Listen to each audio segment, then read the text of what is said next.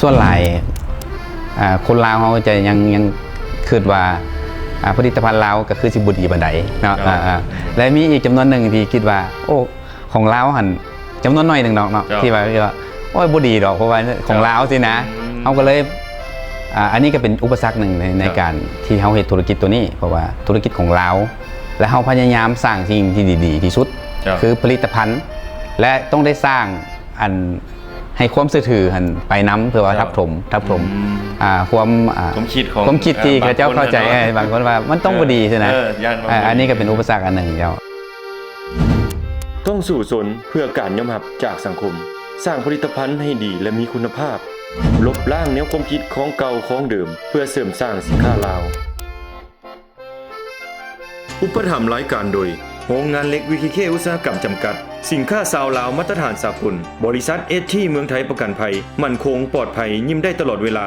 เฮ็ดมื่นปีสุดยอดสมุนไพรลาวผลิตและจำหน่ายโดยศูนย์ส่งเสริมผลิตภัณฑ์ลาวปลอดสารพิษห้านคำพวงคำมีคุณภาพบริการที่มาจากใจห้านสุบินตัดยิบสวยงามอย่างมีระดับเนรมิตได้ที่ห้านสุบินตัดยิบและสำหรับที่ว่าอย่างมาเน้นถึงเรื่องเกี่ยวกับวัตถุดิบที่ว่าเขามาทำการเป็นผลิตเป็นเสื้อลาวนี่เขาได้มีการคัดสรรแล้วใดเพราะว่าจะเป็นเนื้อผ้าและก็สีที่มาลงเนาะแล้วเขามีระบบการผลิตเป็นยังไงเรื่องการคัดสรรคุณภาพนี่ตัวนี้เขาจะถือเป็นเรื่องสำคัญเลยเนาะเรื่องสำคัญโดยเฉพาะเรื่องเนื้อผ้านี่ตัวนี้นี่เขาใส่มานี่5 ปีเนาะที่ว่าคัดเลือกเนื้อผ้าตัวนี้เนาะจุดหลักของพวกเขาก็คือบ่มีดูกอยู่ด้านข้างเนาะและเป็นเนื้อผ้าที่ใส่แล้วบ่ฮ้อนเนาะใส่สบายเนาะใส่แล้วเรื่องเนื้อผ้านี่เขาจึงกล้ารับประกันให้ลูกค้าว่าคันยืดยานนี่สามารถเอามาเปลี่ยนได้เลยภายใน1 เดือนเนาะวันนี้ถ้าเป็นสีแบบนี้เรื่องสีพิมพ์เขาก็จะเน้นพยายามเรียนรู้สีจากแหล่งที่ผลิตที่ระดับสากลเนาะแล้วเขาก็จะมาประยุกต์ใส่กับผลิตภัณฑ์ภาคของเขาให้เน้นคุณภาพโดยที่บุแมนว่าสีพิมพ์เสื้อทั่วไปบอกเขาเจ้าพิมพ์เสื้อแถมหรือว่าเสื้อกีฬาของเขาจะเน้นแล้วก็จะมีหลายๆลูกลิ่นสีที่เขาเอามาพยายามครับให้มันนำสมัยกับสากลเจ้าท่านผู้ชมที่ว่าเบิ่งอยู่เนาะถ้าว่าซื้อไปแล้วหรือว่ายังบ่ทันได้ซื้อกับทุกมั่นใจเนาะเกี่ยวกับผลิตภัณฑ์เจ้าตัวนี้เอากับมูลพอถือว่าได้คัดสรรเอาสินค้าหรือว่าเอาผลิตวัตถุดิบมาที่ว่ามีคุณภาพเจ้าสามารถที่จะซักมือก็ได้ซักจักก็ได้เนาะซักจักได้ตัวนี้เฮากล้าให้พิสูจน์เลยว่าซักจักโลดเจ้าซักจักได้เจ้าและก็เชื่อในว่าที่ว่าเฮาดำเนินเวียกงานมาหรือว่าดำเนินการผลิตมานี่เฮาตลอดระยะที่ผ่านมานี่แม่นเฮาได้พบบ่กับปัญหาถึงความยุ่งยากแล้วเฮาผ่านมาแนวใดและการอำนวยความสะดวกนี่เฮามีในด้านไหนปัญหาความยุ่งยากนี่เฮาก็พบมาเนาะพบมาตลอดคือส่วนหลายคนลาวเขาจะยังคิดว่าผลิตภัณฑ์ลาวก็คือสิบุดีบันไดเนาะและมีอีกจำนวนหนึ่งที่คิดว่าโอ้ของลาวหันจำนวนน้อยหนึ่งเนาะที่ว่าโอ้ยบุดีดอกเพราะว่าของลาวสินะเขาก็เลยอันนี้ก็เป็นอุปสรรคหนึ่งในการที่เขาเห็นธุรกิจตัวนี้เพราะว่าธุรกิจของลาวและเขาพยายามสร้างสิ่งที่ดีที่สุดคือผลิตภัณฑ์และต้องได้สร้างอันให้ความสื่อถือหันไปน้ำเพื่อว่าทับถมความคิดที่เจ้าเข้าใจบางคนว่ามันต้องบดีใช่ไหมอันนี้ก็เป็นอุปสรรคอันหนึ่งเจ้าอุปสรรคอันหนึ่งแต่ว่าในจุดดีก็กงกันข้ามก็มีหลายอย่างเนาะได้รับการซุกยู่ครับการส่งเสริมจากภาคส่วนที่เกี่ยวข้องบอกว่าจะภาครัฐภาคคันเทิงเนาะหรือว่าบรรดาลูกค้าขาประจำหรือว่าลูกค้าใหม่ก็สามารถเขาจะถือว่าได้ตีตลาดเพิ่มขึ้นเรื่อยๆเนาะเขาก็ย้อนว่าเขาเน้นผลิตภัณฑ์ที่คุณภาพ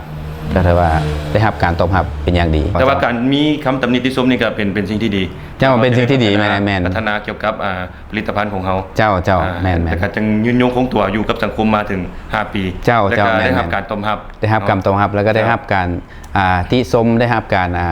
ให้ความคิดความเห็นชี้แนะบ่ว่าจะเป็นทั้งลูกค้าบ่ว่าจะเป็นทั้งผู้ใหญ่ทั้ง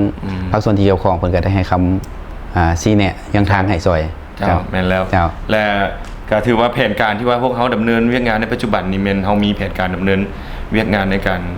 ขายสินค้าเฮาคือแนวใด ปัจจุบันนี้พวกเขาก็อันที่1เนาะเพื่อว่า สู้ซนกับตู่ปัญหาที่ว่าคอยอท่อเนาะที่ว่าบางคนก็ยังบ่เข้าใจว่าผลิตภัณฑ์เราก็คือสิบ่ดีปานใดเนาะยังสู้ซนอยู่แม่เฮาก็เลยพยายามสร้างสิ่งต่างๆที่ว่าเพื่อให้ประกอบให้ยกตัวอย่างการรับประกันคุณภาพแล้วก็การสร้างห้องขายที่ให้เหมาะสมกับผลิตภัณฑ์เฮาเนาะพยายามอยากพัฒนาให้บอนผลิตบอนขายให้เบิ่งคือมีระดับขึ้นตื่มเนาะฉะนั้นเฮาจึงว่าพยายามสร้างสาขาใหม่แล้วก็เฮ็ดห้องขายที่หรูหราเนาะให้มันเหมาะสมกับราคาเพื่อว่ายั่งยืนว่าผลิตภัณฑ์ของพวกเฮานะมันมีคุณภาพเจ้าท่านผู้ชมสิ่งที่ทางรายการได้นำเสนออาชีพมาในมื้อนี้เป็นอีกอาชีพหนึ่งที่บ่ยิ่งใหญ่แต่เชื่อแน่ว่าก็เป็นอีกการนำเสนออาชีพหรือช่องทางให้กับบรรดาหลายๆท่านที่กำลังเบิ่งรายการอยู่และอาชีพนี้ก็ยังต้องได้รับความสู้ซนกันเติมอีกอย่าลืมพากันส่งเสริมสินค้าลาวธุรกิจลาวเป็นกำลังใจให้คนลาวเป็นกำลังแห่งซื้อให้คนลาวด้วยกันส่วนหลายคนลาวเขาจะยังคิดว่าผลิตภัณฑ์ลาวก็คือสิบ่ดีปานใดเนาะและมีอีกจำนวนหนึ่งที่คิดว่าโอ้ของลาวหั่นจำนวนน้อยนึงเนาะที่ว่าโอ้ยบ่ดีดอกเพราะว่าของลาวสินะเฮาก็เลยอันนี้ก็เป็นอุปสรรคหนึ่งในการที่เฮาเฮ็ดธุรกิจตัวนี้เพราะว่าธุรกิจของลาวและเฮาพยายามสร้างสิ่งที่ดีๆที่สุดคือผลิตภัณฑ์และต้องได้สร้างอันให้ความซื่อถือหันไปน้ำเพื่อว่าทับถมความคิดที่เจ้าเข้าใจบางคนว่ามันต้องบ่ดีใช่ไหมอันนี้ก็เป็นอุปสรรคอันหนึ่งเจ้าต้องสู่สนเพื่อการยอมรับจากสังคมสร้างผลิตภัณฑ์ให้ดีและมีคุณภาพลบล้างแนวความคิดของเก่าของเดิมเพื่อเสริมสร้างสินค้าลาวขอเพียงเฮามีความฝันและเป้าหมายบวกกับแหงกายที่สู่สนเฮ็ดให้หลายกว่าที่เป็นอุปสรรคที่เห็นอยู่ข้างหน้าอย่าท้อเพียงขอมีความมุ่งมั่นความสำเร็จที่ยิ่งใหญ่บ่แม่นเกิดมาจากไสแม่นการมีเป้าหมายมีความพยายามมีความอดทนท้อได้แต่บ่ถอยเมื่อยได้แต่อย่าหยุดและความซื่อสัตย์จริงใจต่อเวียกงานจักวันต้องสำเร็จ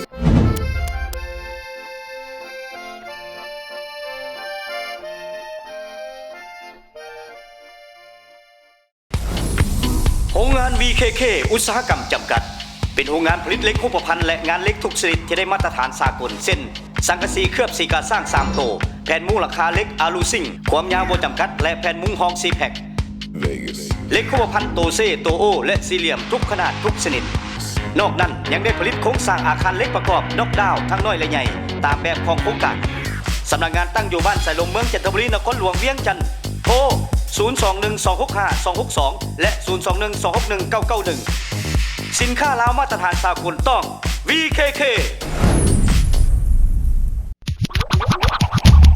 ผลิตภัณฑ์เฮ็ดเงินปีสุดยอดสมุนไพรลาวที่ได้รับรางวัลผลิตภัณฑ์ดีเด่นอาเซียนรักษาสุขภาพแข็งแรงขับสารพิษออกจากร่างกายชะลอความแก่รักษาป้องกันทานจากพยาธิให้แห้งต่างๆสอบถามข้อมูลได้ที่บ้านเวียงเจริญคลอง14โทร02141297704045704709ผลิตและจำหน่ายโดยศูนย์ส่งเสริมผลิตภัณฑ์ลาวปลอดสารพิษ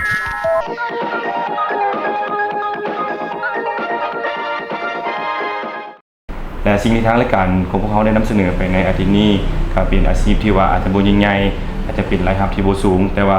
ก็ภูมิใจในการประกอบอาชีพของตนเองและการยังเป็นการประกอบส่วนในการที่ว่าสร้างวิถีงานทำให้ผู้ที่ว่ามาร่วมงานหรือว่ามาขายเครื่องนำมาทำผู้ชมนี่ก็เป็นอีกจุดหนึ่งที่ว่าทางรายการของเราได้นำเสนอและก็อยากฝากไว้นำท่านผู้ชมที่ว่าเบิ่งรายการอยู่อย่าลืมอีกครั้งนึงเนาะถ้าว่าหากเห็นผลิตภัณฑ์นี้อยู่จุดใดก็อย่าลืมเป็นกำลังใจก็คือการที่ว่าได้ซื้อไปชมไส้เนาะเป็นกำลังใจให้เพื่อนนั้นได้มีกำลังใจสร้างอาชีพนี้อยู่กับสังคมลาวของเราตลอดไปและมาฮอดนี้เวลาของทางรายการของเราก็ได้หมดลงแล้ว